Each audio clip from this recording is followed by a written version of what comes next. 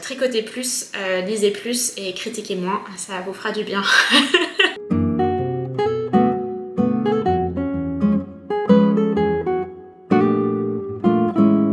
Bonjour et bienvenue dans une nouvelle vidéo de moi qui fais du tricot en parlant de ce que je veux. Ça fait longtemps que j'avais pas filmé de vidéo, en particulier parce que ça fait longtemps que j'ai pas tricoté. Et aussi parce que j'avais plein d'autres projets en cours et c'est difficile de se focaliser sur autant de projets. Mais me revoilà, et me revoilà avec une idée de vidéo un peu compliquée, je dois avouer. Je me suis un peu posé la question de est-ce que j'allais la faire ou pas. Pour vous expliquer, il y a quelques mois, j'avais fait une vidéo sur les livres qui ont été écrits par des gens de ma prépa. C'est un peu une coïncidence, mais quelques livres ont été écrits par des élèves qui ont fait la même prépa que moi. Et il se trouve que récemment a été écrit un livre par une personne qui a fait le même master que moi, et étant donné qu'elle a fait le master de communication de Sciences Po Paris, comme moi. Et je me suis dit, ah bah trop cool, je vais faire une suite à cette vidéo, et cette fois-ci ça va pas être des gens de prépa, ça va être des gens du master. Le souci, il y en a 3.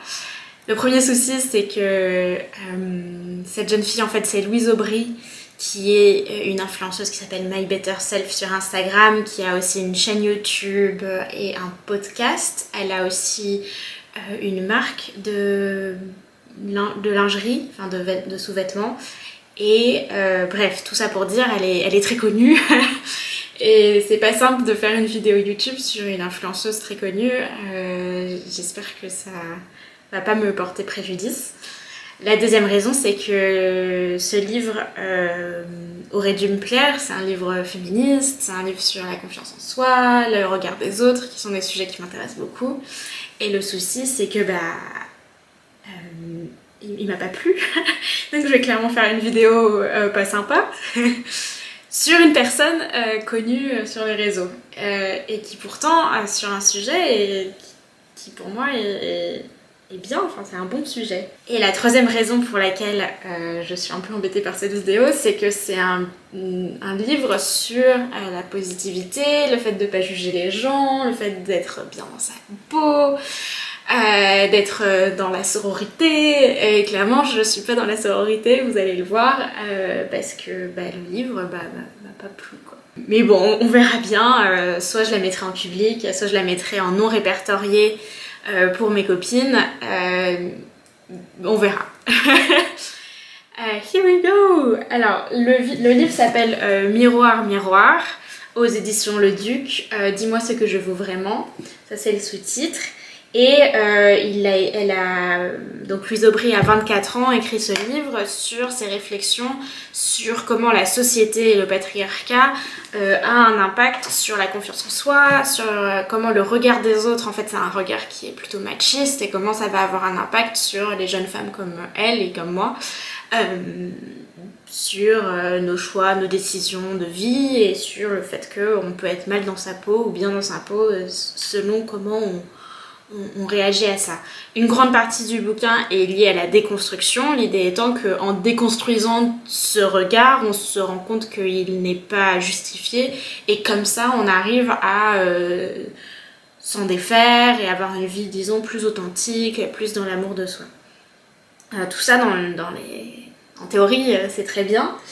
Et après, ce qui est un peu étrange, c'est qu'il y a une partie un peu développement personnel, parce qu'il y a une partie déconstruction, et puis il y a une partie un peu, qu'est-ce qu'on fait une fois qu'on a déconstruit. Et là, c'est vraiment du développement personnel assez classique, dans le sens où c'est assez bateau, c'est des conseils assez simples, c'est très porté sur l'action, et c'est très porté sur qu'est-ce que je fais maintenant. L'un des problèmes de ce bouquin à critiquer, c'est pas un problème du bouquin, c'est plutôt un problème pour moi, c'est que c'est un bouquin qui est clairement pas pour moi. Je pense que c'est plutôt pour une audience plus jeune, des filles qui auraient entre 15 et disons 24 ans, parce que Louise elle en a 24. Et étant donné que moi j'ai quand même un peu plus de bouteilles déjà, j'ai déjà un peu plus de lecture aussi féministe, et donc toutes les idées qu'elle donne sont assez bateaux, sont pas très poussées, et donc moi ça m'intéressait pas tellement par rapport à d'autres lectures qui m'ont bien plu et qui sont, ou même qui m'ont pas trop plu, mais qui ont, en tout cas avaient des choses, plus de matière on va dire, et plus de réflexion. Là c'est vraiment très superficiel, mais c'est une bonne entrée en matière je dirais, et je pense que ça aurait été un bouquin sympa à lire si j'avais eu 15-16 ans, ça aurait été un bouquin que mes parents auraient pu m'offrir, ouais, ils auraient pu m'offrir, ça m'aurait fait peut-être un peu du bien quand j'étais ado. Mais le fait est que je ne le suis plus, et je suis moins sensible à ces idées-là. Cela étant dit, il y a quand même des problèmes avec ce bouquin qui sont assez tangibles et qui sont, je dirais pas dans l'idéologie ou parce que l'idéologie, moi, pour le coup, me convient plutôt, mais des problèmes, je dirais, quasiment d'édition. Dans le sens où c'est clair que le bouquin a été édité à la va-vite et il a été écrit, je pense, aussi un peu rapidement. Le style, moi, m'a vraiment pas plu. Je l'ai décrit à des copines comme étant comme si Mona Chollet faisait des posts LinkedIn. C'est vraiment des posts LinkedIn, c'est vraiment un grand post LinkedIn en fait, ce bouquin, dans le sens où il y a toujours un retour à la ligne après chaque phrase. Rien que la 4e de couverture, c'est beaucoup d'anaphores aussi, donc quand on met la même chose au début de chaque phrase, on n'est pas libre de rentrer seul chez nous le soir, on n'est pas libre de s'habiller comme on veut, on n'est pas libre de manger ce que l'on veut, on n'est pas libre de gagner ce que l'on veut, on n'est pas libre de coucher comme on veut.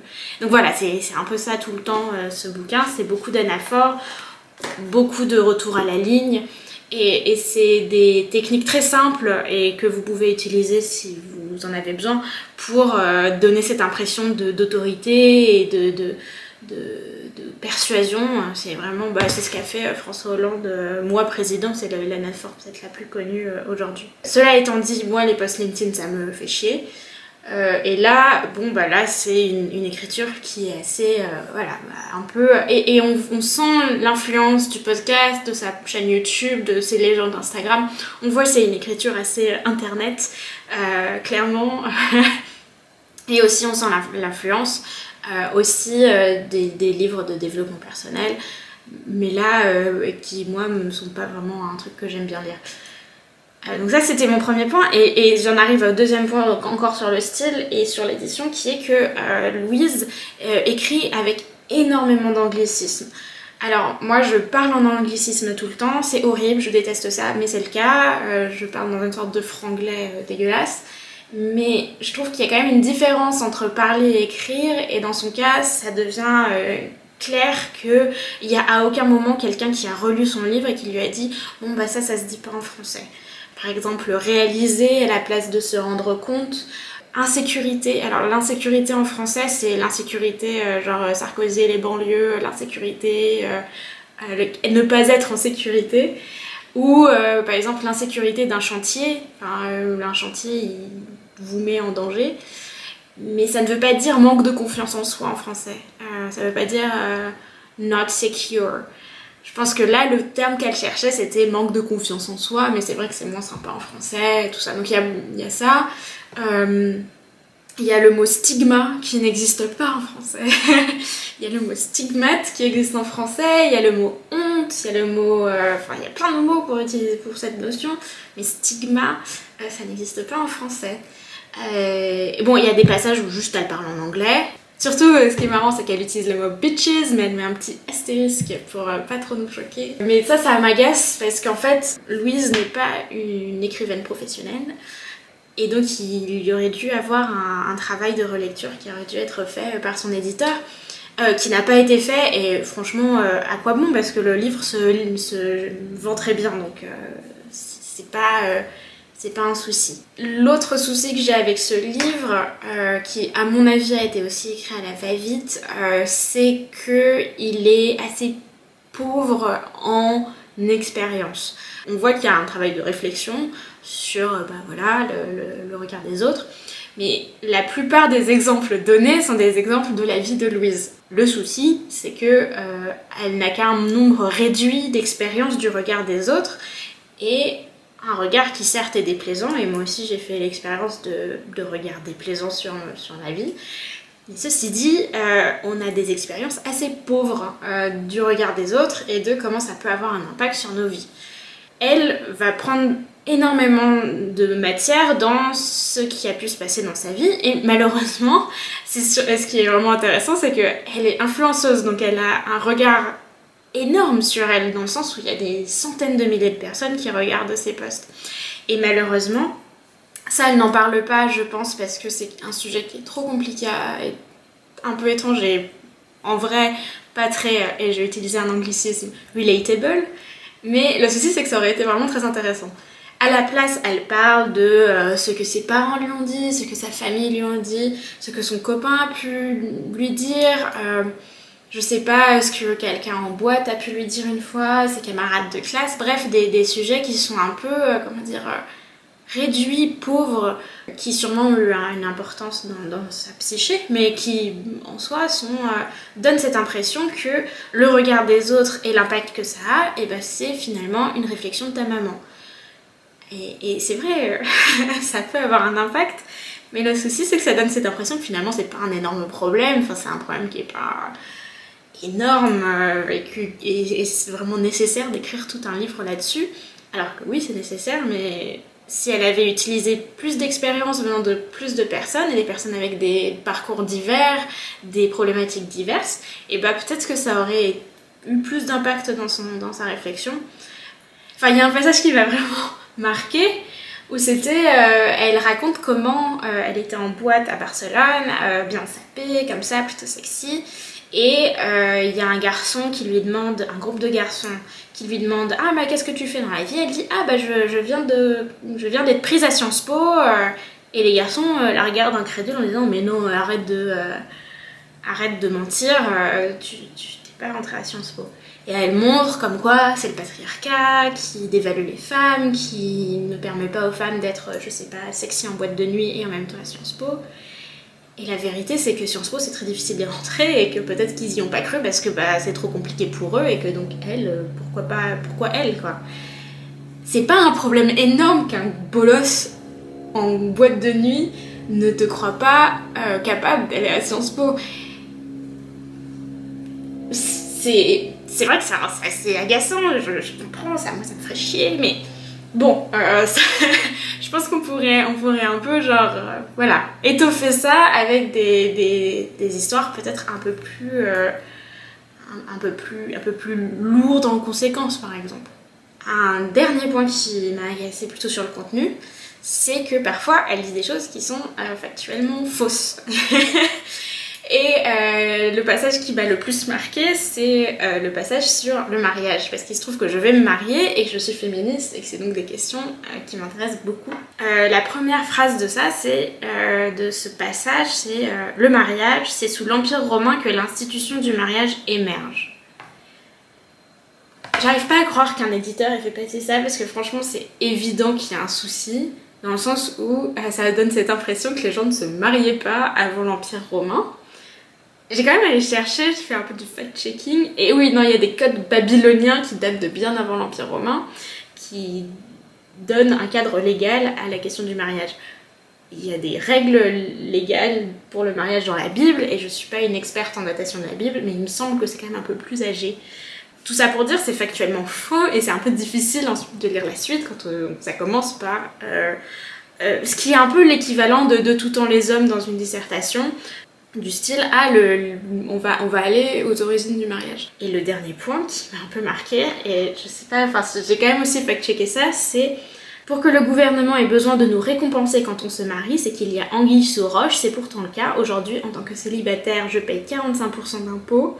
Le jour où je me déclare mariée, je tombe à 25% d'impôts. Alors, soit enfin, je sais pas comment dire ça, mais Louise doit gagner extrêmement bien sa vie si elle paye 45% d'impôt du revenu. C'est peut-être le cas. La question du salaire des influenceurs, c'est une question totalement taboue, donc je rentrerai pas dans les détails de ça. Mais le jour où je me déclare mariée, je tombe à 25% d'impôt, ça veut dire que son mec ne travaille pas, ce qui est une possibilité, je veux dire, homme au foyer, quelle féministe. Mais même, j'ai quand même fait le calcul, même si son mec ne travaille pas, il tombe pas à 25%. Enfin, Bref. Je sais pas d'où elle sort ces chiffres, ça donne cette impression qu'elle paye pas d'impôts parce que c'est quand même assez étonnant, ou alors qu'elle en paye énormément et qu'elle gagne extrêmement bien sa vie. Et good for you sis, girl boss, gaslight, gatekeep, trop cool. Tout ça pour dire, c'est pas parce qu'on écrit un bouquin pour des filles de 16, 25 ans qu'on n'a pas ce devoir de dire des choses vraies. Et moi ça m'agace dans le sens où bon, c'est un bouquin qui est très bien, qui donne des idées assez intéressantes, mais ça veut pas. Mais il faut quand même avoir un peu de rigueur, c'est pas parce qu'on est des jeunes filles qu'on devrait avoir des choses fausses dans un livre. Ça c'est un premier point. Et le deuxième point étant que Louise est pas seule dans cette histoire, il y a quelqu'un qui doit le relire, et il se trouve qu'il n'y a pas eu cette relecture à mon avis. Bon, je viens de regarder ma vidéo et je suis pas très satisfaite de ma conclusion, donc voici une nouvelle conclusion pour conclure cette vidéo. La conséquence de tout ce que je viens de dire, c'est cette impression de conspiration en fait. Cette conspiration que serait le patriarcat et non pas cette impression que voilà, on fait partie d'une sorte de société un peu qui conspire à nous nuire.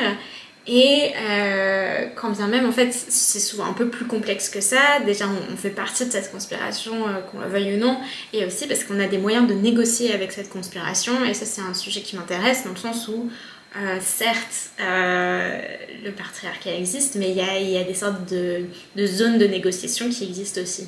Ça, c'est un premier point, ce côté où en fait elle va vraiment parler de la société et le patriarcat. Et moi, je trouve que bon, bah, ça donne l'impression de ne pas vouloir nommer vraiment les choses, c'est-à-dire de quoi parle-t-on quand on parle du patriarcat? Est-ce qu'on parle des lois? Est-ce qu'on parle des entreprises? Est-ce qu'on parle des hommes?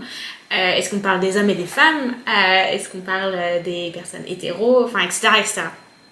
Ça m'agace parce que bon voilà, il y a ce côté un peu où le ton du bouquin est un peu du style le patriarcat. C'est un peu dommage parce que ça appauvrit la réflexion à mon avis.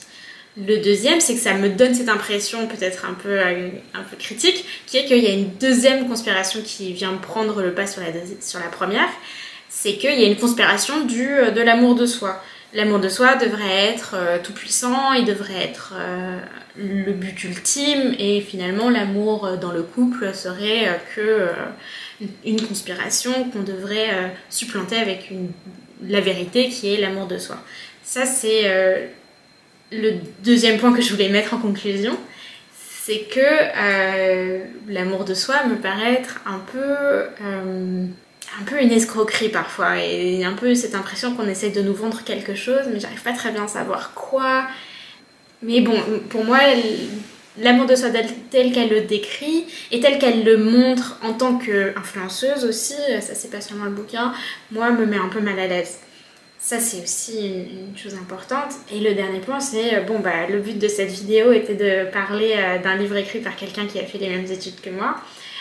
Tous les livres que j'ai lus jusqu'à présent étaient écrits par des inconnus, dans le sens où c'était des gens qui n'avaient pas une plateforme avant ça, et c'est le premier livre que je lis par quelqu'un qui peut vraiment se peser sur sa popularité pour vendre un livre. Et ça, on voit vraiment une grande différence, dans le sens où les 3 bouquins que j'ai lus de mes collègues de prépa, on voyait qu'il y avait quand même un travail stylistique réel, qui parfois me plaisait pas du tout, mais on a cette impression que c'était pas bâclé, et là dans son cas je trouve qu'il y a cette dimension un peu bâclée qui moi me pose problème. C'est intéressant de lire et d'émettre un jugement sur une autrice qui refuse le jugement et qui dit qu'il faut pas juger les autres et il faut refuser le jugement des autres.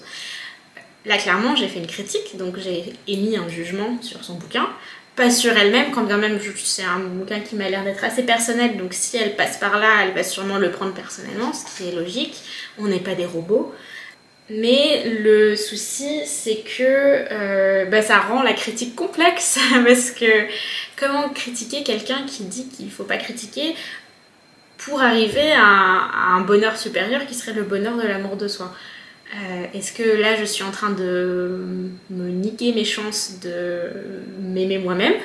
Est-ce que je suis en train de lui faire du mal en exprimant ma critique? Toutes ces questions, c'est des questions qui sont claires dans ma tête étant donné que j'ai lu ce bouquin. C'est la fin de ma vidéo. Je vais conclure finalement sur le fait que je fais quand même du tricot. Ça s'est pas trop vu à la caméra, mais c'est le cas. Je suis en train de faire le pull le plus simple du monde qui s'appelle le Novice Sweater que j'ai trouvé sur Ravelry. C'est un pull qui se tricote en rond. Je mettrai toutes les informations en barre d'infos évidemment. Et la raison pour laquelle je fais ce pull, c'est juste que j'ai envie de tricoter le truc le plus simple possible pour me remettre le pied à l'étrier parce que ça fait vraiment longtemps que j'ai pas tricoté. Et la raison pour laquelle j'ai arrêté de tricoter, c'est en particulier parce que j'ai fait un projet trop dur et que j'ai échoué. Ce qui est un peu une première pour moi. Donc voilà, maintenant je fais les choses plus simples pour m'amuser, pour pouvoir vous parler tout en tricotant. Et bon, je suis pas ultra satisfaite de la couleur de cette laine. D'ailleurs, si vous avez un avis sur cette laine, n'hésitez pas à la critiquer parce que moi je trouve que c'est pas très joli comme couleur. Mais voilà, tricotez plus, lisez plus et critiquez moins, ça vous fera du bien. Bonne journée ou bonne soirée et à bientôt peut-être. Salut!